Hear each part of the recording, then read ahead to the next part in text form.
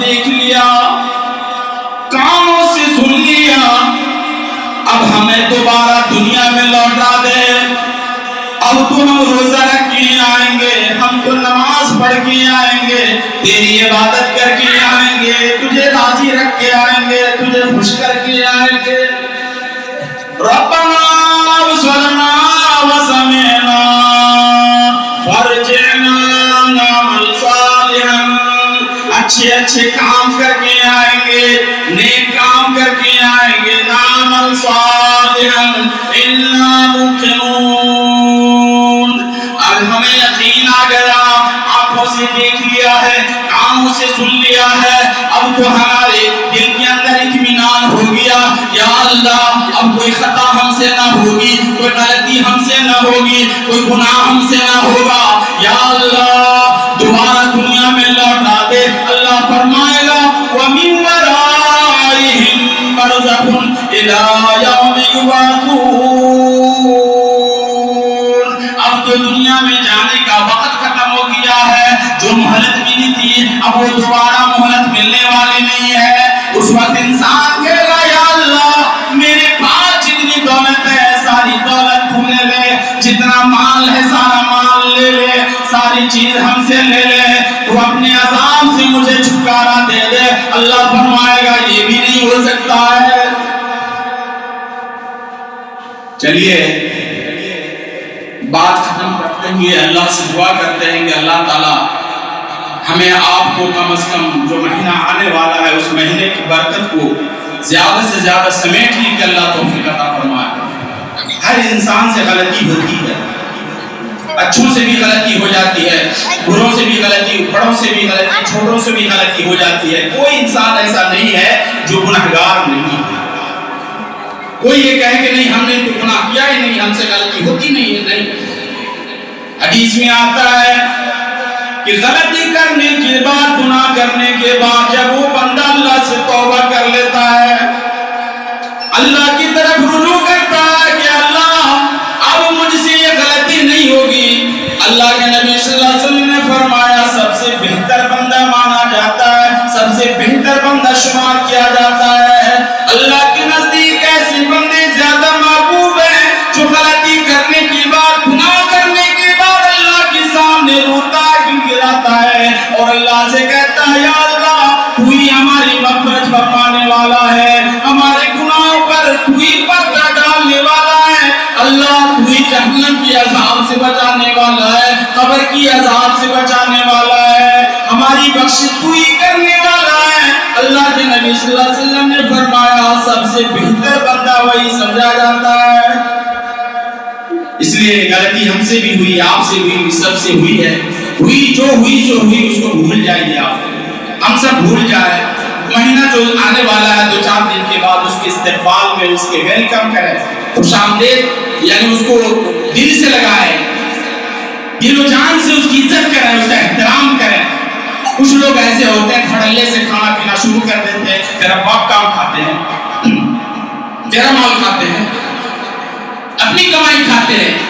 واہ، وہ انسان دنیا کے اندر تو غرور کر سکتا ہے، کبر کر سکتا ہے، گھمنڈ کر سکتا ہے۔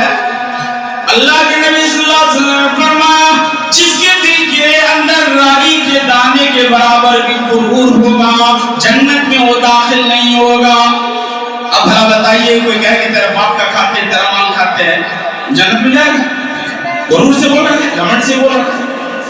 اس لیے اگر ٹھیک ہے غلطی ہو جاتی ہے تو کوئی انسان غلطی چھپ کے بھی کر لیتا ہے، لیکن اللہ کا بندہ ہوتا ہے وہ جانتا ہے، سمجھتا ہے کہ تنہائی میں بھی اگر ہم کھائیں گے تو اللہ تو دیکھ رہا ہے، اللہ دیکھ رہا ہے۔ ایک واقعہ بس 2 منٹ کا ٹائم ہوگا صرف۔ سعودی کے اندر ایک فیکٹری تھی، بہت بڑی فیکٹری۔ شیخ عمر فلاتہ رحمۃ اللہ علیہ نے اس واقعے کو بیان کیا، بڑا مستند واقعہ ہے۔ وہ فیکٹری کے مالک کون تھے؟ یہودی سمجھتے ہیں آپ لوگ، جو آج کل جو اسلام کے بڑے دشمن مانے جاتے ہیں، اور بڑے بڑے لوگ ہوتے ہیں، اس میں پیسے والے بھی ہوتے ہیں، پڑھے لکھے لوگ بھی ہوتے ہیں۔ اللہ کے نبی صلی اللہ علیہ وسلم کے زمانے میں مدینے کے سب سے قریب ترین پڑوسی جو تھے وہی تھے یہودی. تو اس فیکٹری کا مالک یہودی تھا. غور کیجئے کہ بس آخری بات بڑی اہمیت ہوتی ہے. اس فیکٹری کے مالک نے کام کرنے والوں سے کہا کہ دیکھو رمضان کا مہینہ ہے اور رمضان کا مہینہ آنے والا ہے. فیکٹری میں بہت سارے لوگ ہیں جو روزہ رکھیں گے, کچھ لوگ ایسے بھی ہیں جو روزہ نہیں رکھیں گے.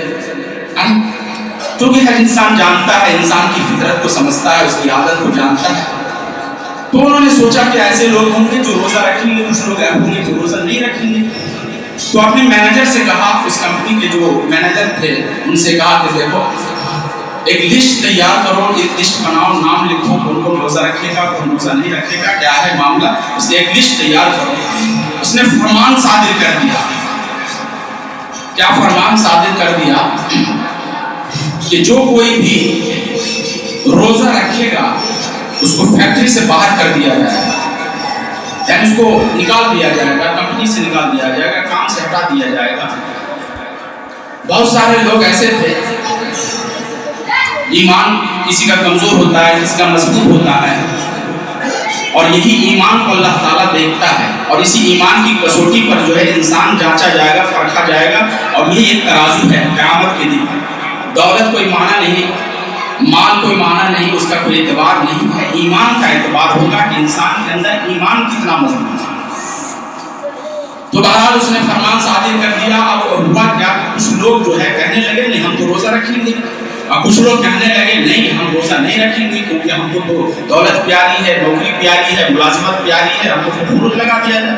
جو بھی ہے بہرحال دونوں طرح کی لسٹ تیار کر کے اس یہودی فیکٹری کے مالک کے پاس جب پیش کیا گیا تو اب وہ دوسرا فرمان صادر کرتا ہے, دوسرا فرمان پیش کرتا ہے, سناتا ہے. کیا سناتا ہے کہ جن لوگوں نے کہا کہ ہم روزہ نہیں رکھیں گے وہ لوگ ابھی اسی وقت میری کمپنی سے باہر ہو جائیں گے. اب وہ لوگ کہنے لگے, اعتراض کرنے لگے, بھائی مدیر سے, کمپنی کے مالک سے آپ نے تو ایسا فیصلہ نہیں سنایا تھا, آپ نے کہا تھا کہ جو روزہ رکھے گا اس کو کمپنی سے باہر کر دیا جائے گا, ہم لوگ تو روزہ نہیں رکھ رہے ہیں, ہم کو آپ کیسے کمپنی سے باہر کر دیں گے. تو اس کا جواب ذرا سنیے, کیا جواب تھا, وہی جواب اصل ہے. اس نے کہا کہ جو انسان اللہ کے بندوں کو یا انسان کو دھوکہ دے سکتا ہے نا, وہ اللہ کو, اپنے خالق کو, پیدا کرنے والے کو بھی دھوکہ دے سکتا ہے. اسی لیے ہم نے آزمانے کے لیے یہ بات کہی تھی. بہرحال پتہ کیا چلا, جو اللہ کو دھوکہ دے سکتا ہے وہ انسان کو بھی دھوکہ دے سکتا ہے. اس لیے میری کمپنی میں ایسے آدمی کی ضرورت نہیں ہے جو اللہ کے ساتھ دغا بازی کر سکتا ہے, جو روزہ نہیں رکھے گا گویا وہ اللہ کو دھوکہ دے رہا ہے. ایسے لوگ مجھے, میری کمپنی کو کبھی بھی ڈوبو سکتا ہے, میری کمپنی کو کبھی گھاٹے میں ڈال سکتا ہے. اس لیے ایسے لوگوں کی ضرورت نہیں ہے, مجھے تو ایسے لوگوں کی ضرورت ہے جو اپنے رب کو, اپنے خالق کو, مالک کو سمجھتا ہے, پیدا کرنے والے کو سمجھتا ہے, اور وہ اپنے رب کو کبھی دھوکہ نہیں دے گا. جب اپنے رب کو دھوکہ نہیں دے گا تو اپنے مالک کو بھی دھوکہ نہیں دے سکتا. ایسا انسان چاہیے. اتنا پیارا جواب ہے.